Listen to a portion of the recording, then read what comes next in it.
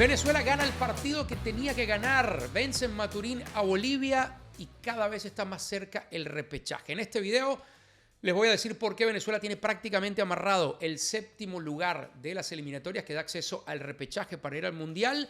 Les voy a analizar la alineación titular del Bocha Batista, sus cambios. Hablaremos de las notas altas y bajas en cuanto a lo individual, en cuanto a las actuaciones de los futbolistas de la Vinotinto hoy. Vamos a repasar también las posibilidades, viendo la tabla de posiciones que tiene Venezuela, incluso de pensar en una clasificación directa al Mundial y lo que viene en ese partido contra Uruguay. Así que quédense. Bienvenidos a los que sean nuevos en este canal, invitados a suscribirse. Tenemos contenido todos los días, cortita y al pie, de lunes a viernes.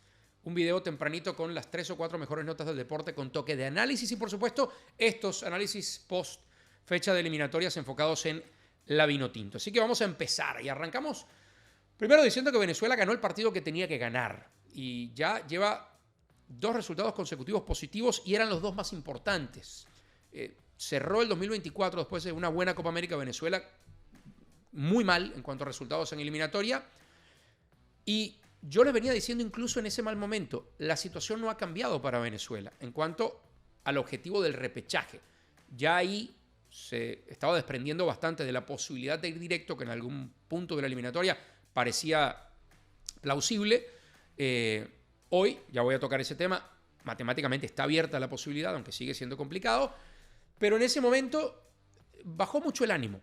Yo decía, Venezuela tiene que concentrarse en 2 partidos, porque los 2 que le van a pelear el séptimo puesto son Perú y Bolivia, y a esos 2 rivales Venezuela los va a enfrentar en casa. Con lo cual sigue teniendo todo a su favor. Otra cosa es ejecutarlo. Lo hizo, se concentró en la pasada doble fecha en ese partido, regaló, entre comillas, entregó un poco el partido contra Ecuador porque no lo planteó con sus titulares, reservando a sus futbolistas pensando justamente en ese duelo contra Perú. Gana el partido contra Perú y en esta doble fecha era la inversa. El que tenía que ganar sí o sí era el duelo contra Bolivia, porque después de los resultados de la fecha anterior era prácticamente el único que le podía pelear el séptimo lugar, y luego queda el duelo contra Uruguay. Ya voy a tocar ese tema. Pero Venezuela lo gana 2-0, no sin dejar algunos cuestionamientos o algunas incógnitas en cuanto a su funcionamiento, aunque la verdad sí sin preocuparse. Quizá de los partidos más tranquilos que tuvo Venezuela. Para que se den una idea, es apenas la segunda vez en toda la eliminatoria en 15 fechas que Venezuela tiene 2 goles de ventaja en algún partido. Chile y este partido, los 2 en casa, evidentemente, donde Venezuela, ojo, sigue invicta. Voy a arrancar con el 11 del Bocha Batista, que tenía algunas dudas por 3 puntos clave. 2 ausencias por suspensión, Yangel Herrera y Alexander González, aunque lo de Alexander era menos relevante porque aún estando disponible, los titulares habituales son, si están sanos y pueden jugar, son Aramburu y Navarro. Pero bueno, era una baja importante. Yangel Herrera, habitualmente titular en la mitad de la cancha con el Brujo, y la otra, quizá la más importante, la duda sobre la condición física de Jefferson Soteldo, que se había lesionado hace más de 2 semanas en Brasil. La buena noticia había sido que lo habían llamado, porque en algún momento hasta se dudó eso, pero no había dado pistas, como correctamente tenía que hacer el cuerpo técnico, de si estaba o no estaba para jugar. Se develó el misterio casi una hora antes del partido, Soteldo en la banca, y el 11 inicial con una sorpresa, diría yo. Vamos a arrancar. Romo en el arco, incuestionable. Laterales, los lógicos. Aramburu por la derecha, Navarro por la izquierda. Los 2 centrales mejores disponibles, Ferraresi y Wilker Ángel. Hay que recordar que Osorio ha pasado ya por un tema de lesión importante. En la mitad de la cancha llega quizá la única novedad, el Brujo Martínez junto a Telasco Segovia. Telasco jugando en ese doble 5, aunque por el corte del futbolista, dándonos a entender, Batista, que iba a plantear un partido ofensivo, porque está acompañando al Brujo de un futbolista con características ofensivas. Por los costados aparecían Savarino por un lado y Eduard Bello por el otro. Se fueron cambiando en la primera mitad, se cambiaron de posición, porque habían arrancado Bello por la derecha y Savarino por la izquierda, y en algún punto por ahí del minuto 25-30 se intercambiaron. Y arriba, doble punta, Salomón Rondón, Joseph Martínez. Muy lógico el 11 que planteaba Batista. Quizá la única duda era quién por Soteldo, se decantó por Bello, también lógico porque le ha dado muchos más minutos. La otra opción era David Martínez, y Martínez no ha jugado un solo minuto de eliminatorias, Buena noticia que al menos lo llamó para esta fecha. Y en la mitad de la cancha, ¿quién acompañando al Brujo Martínez? Podía haber sido Cristian Cáceres. Rincón, en teoría tocado, terminó entrando más adelante. Ya voy a analizar también los cambios. Así que, muy lógico en general el 11 de la Vinotinto. Voy a analizar el partido. No empezó bien.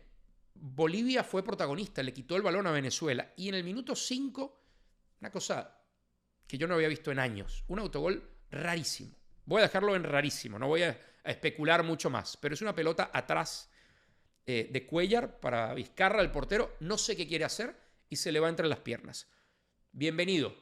Minuto 5 de partido, Venezuela ganaba 1-0 prácticamente, bueno, no prácticamente, sin tirar al arco y prácticamente sin haber sido ofensivo todavía, sin haber cruzado la mitad de la cancha con pelota dominada. O sea, estás en casa, jugando contra un equipo que no te gana en tu casa hace 30 años prácticamente. Y el rival te regala un autogol al minuto 5. Mejor comienzo imposible para Venezuela. Y aún así Venezuela para mí dejó muchas dudas en el primer tiempo. Después llegó el segundo gol, minuto 30. Una pelota que recupera Ferraris, un centro que baja Rondón. Tiene un poquito de fortuna. Bueno, hay que tenerla también porque el rebote le queda para la pierna zurda y luego la manda a guardar abajo. Impecable, goleador histórico, goleador de esta eliminatoria.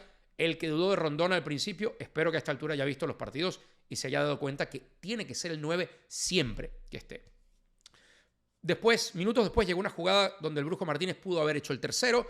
A ver, ocasiones tuvo, más Venezuela, pero la incapacidad de tener la pelota y controlar el partido contra un rival como Bolivia en casa, a mí honestamente no me gustó. Llámeme inconforme, pero yo creo que yo esperaba otro partido de Venezuela desde el protagonismo teniendo la pelota. Eso no pasó en la primera mitad. Creo que en la segunda hubo un cambio de actitud de Venezuela. Se vio mejor, se asentó más en el terreno y Bolivia fue intrascendente todo el partido. Realmente le generó muy poco peligro a Rafa Romo. Los cambios.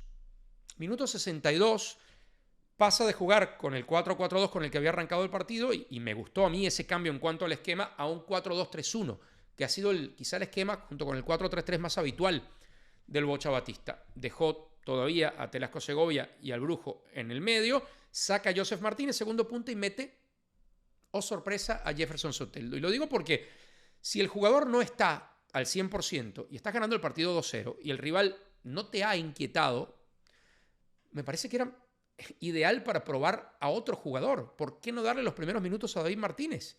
Si estás controlando el partido, porque ya en el segundo tiempo al menos no regaló tanto la pelota a Venezuela y tienes 2 de ventaja, a mí me pareció en ese momento un riesgo poner a jugar a un futbolista que no está del todo sano y que es imprescindible para el resto de la eliminatoria. Pero lo sabrán el técnico y el futbolista, cuál era el plan y qué tan tocado o no, o qué tan recuperado está Jefferson Soteldo. El hecho de que entrara Soteldo le dio un poquito más de tenencia de balón a Venezuela, lógicamente, porque es un jugador que se siente cómodo con el balón en los pies, que no todos los futbolistas se sienten cómodos con el balón en los pies. Me refiero a que te presiona el rival. Soteldo es un tipo que es difícil quitársela, ¿no? Que va, genera desequilibrio. Hoy lo iba a hacer menos porque evidentemente no está al 100%. Pero a mí, insisto, me sorprende que faltando media hora de partido arriesgar a Soteldo. Algo sabrán entre ellos dos para haber hecho ese cambio. Las otras modificaciones, bastante lógicas. Cáceres por Savarino. Leonardo Flores, debut en selección por Telasco, que para mí fue uno de los mejores del partido. Voy a entrar en tema de notas bajas y notas altas. Otra sorpresa, teniendo un tipo como Juan Piañor, hace debutar en selección a Leonardo Flores. Raro porque no ha sido el estilo del Bocha. En fin, los últimos 2 cambios, Rincón, que en teoría también estaba tocado, ya son los últimos 6 minutos, no daba más el Brujo Martínez. Entra Rincón para cubrir el Brujo y entra Jan Hurtado para tomar el lugar de Eduard Bello, que creo, y aquí empiezo con el tema de notas bajas y notas altas, fue el que menos cuajó del once inicial del Bocha Batista. No fue relevante en el partido, no generó peligro, no fue protagonista. Del otro lado, Savarino tuvo una interesante en el primer tiempo, una pelota que le baja a Salomón Rondón y que encara y busca el arco, la tapa muy bien el portero, pero tampoco pesó demasiado. Luego los que cumplieron, Romo, partido quizá de los más tranquilos que tuvo Rafa Romo en toda la eliminatoria, cuando se le necesitó, ahí estuvo, sacando un par de pelotas de puño, una de un tiro libre con cierto peligro, pero nada del otro mundo. Los centrales, Ferraresi y Ángel, bastante solventes, y los laterales, Aramburu y Navarro, cumplieron también. Aramburu con el nivel de intensidad que le conocemos de siempre, peleando, limitando al rival, aportando en el ataque, y Navarro con un partido muy tranquilo. Y luego, en la mitad de la cancha, para mí estuvieron dos de los más destacados. Telasco Segovia, el más claro, sin duda alguna, con la pelota en los pies durante los 76 minutos que jugó. Y el Brujo Martínez, que es un futbolista irreemplazable, porque está por todos lados y porque en este partido tenía una tarea todavía más compleja al estar acompañado por un futbolista ofensivo, como decía al principio. Tenía que cubrir más terreno, tenía que multiplicarse en la recuperación y lo hizo muy bien al punto que al final lo sustituyó el Bocha Batista. Y adelante, Joseph Martínez cumplió, bajó un par de pelotas, presionó, no tuvo ninguna opción clara. Joseph, quizá una pelota que le bombea, le pasa por encima Rondón. Después en el segundo tiempo tienen una buena pared los dos. Para mí cumplió. Joseph hizo un buen partido. Y Salo, que para mí, junto con el Brujo y junto con Telasco, son los tres más destacados. Salomón otra vez sinónimo de gol, marca ese tanto de zurda que es el que le da tranquilidad a Venezuela y cierra un muy buen partido. Aún así, Venezuela terminó con una posesión del 40% en casa contra Bolivia. Eso le tiene que preocupar al Bocha Batista, y lo dijo en conferencia de prensa. Sí, no tuvimos la pelota y eso es un error nuestro, y creo que pesó la ansiedad y pesó un poco la presión en un partido como este. De haber sido otro rival, a lo mejor la historia era distinta, pero el rival era Bolivia, lo tenía que ganar Venezuela y lo ganó.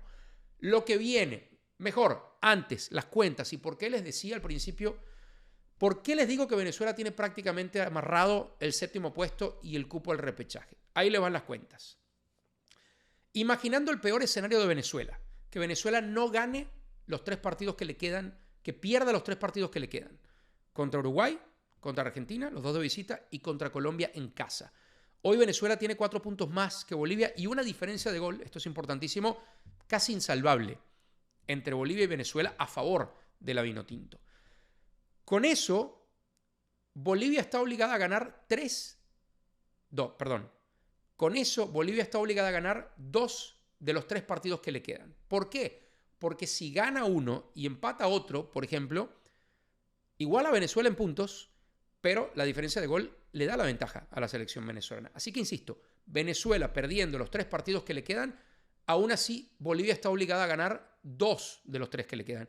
Por eso digo que Venezuela tiene prácticamente amarrado el boleto, porque para que no pase, para que Venezuela no sea séptimo, ya con Chile y Perú fuera del panorama, Bolivia está obligada a ganarle, además de a Chile en casa, o a la selección de Colombia de visita, o a la selección de Brasil en Bolivia. Yo creo que es una misión muy difícil para los bolivianos, no imposible, y por eso Venezuela tiene que concentrarse en tratar de sumar en esos partidos de visita contra Uruguay y contra Argentina y buscar el partido, ir a ganarle a Colombia, aunque ya ese partido va a tener sus propias cuentas una vez que llegue esa fecha. Esa que va a ser la última fecha tendrá las cuentas más claras y Venezuela sabrá qué tanto se tiene que administrar en ese último partido. Siguiente tema. Ya les dije que el repechaje es muy probable. Yo diría en un 90% lo tiene amarrado Venezuela. ¿Hay chance de pasar, de que Venezuela llegue vía cupo directo, sexta posición? Sí, que parecía a esta altura que no lo iba a ver. Pero el mal momento de Uruguay y el mal momento de Colombia le han abierto la puerta a Venezuela. ¿Es un chance real o es un chance alto? No, yo creo que no. Pero el escenario está así, está interesante. Imaginemos que Venezuela le gana a Uruguay en la próxima fecha y Colombia, esto es bastante probable, pierde con Argentina. Las 3 selecciones estarían empatadas a 21 puntos. Ventaja para Colombia y para Uruguay en el tema de diferencia de gol, así como Venezuela la tiene sobre Bolivia. Pero quedarían 2 partidos y Venezuela tendría que enfrentar directamente a Colombia. Yo lo veo difícil y voy a empezar a decirles por qué. Eso implicaría ir a ganarle a Uruguay en Montevideo. ¿Ya pasó antes? Sí. Con un estilo de fútbol y un planteamiento y una idea muy diferente a la que hoy tiene Venezuela. Y una generación distinta también. ¿Lo puede hacer esta selección dado el mal momento de Uruguay? Sí, pero tiene que ser un fútbol muy diferente al que mostró en casa contra Bolivia, jugando de visitante en Montevideo. Por eso hoy se ve muy complicado que eso pase. Y el otro chance es ganándole ese sexto puesto a Colombia. Que Colombia tiene que enfrentar a la selección de Argentina en su casa, jugando como local, pero es Argentina, me refiero, jugando Argentina como local, tiene que ir a visitar a Argentina, luego recibe a Bolivia, ese partido lo tendría que ganar, y luego visita a Venezuela, ahí se podría jugar todo, ¿no? Así que de los dos, creo que Venezuela tiene más chance de pelearle a Colombia ese sexto puesto, y además sería una final en la última fecha, que a Uruguay. Pero como sea, es bueno saber que la posibilidad matemática está abierta para la selección venezolana. En resumen, no fue el juego más iluminado y más brillante de Venezuela, pero en esta fecha el objetivo de Venezuela era sacar los 3 puntos y alejarse lo más posible de Bolivia, y la selección de Batista lo consiguió. Ese para mí es el bottom line, como dicen en inglés. Y sí, mucho que reflexionar y mucho que pensar para las siguientes fechas, no solo ese partido contra Uruguay, sino esa doble fecha de septiembre que va a definir a los que van a la Copa del Mundo y a la selección que irá a ese repechaje. Ya voy a publicar más adelante en este canal un video específicamente hablando del formato del repechaje. Como siempre, bienvenidos a los comentarios, sus críticas a la selección, a la opinión que yo les estoy dando, si no están de acuerdo, si les gustó el juego de la Vinotinto más allá del resultado, aquí espero sus comentarios.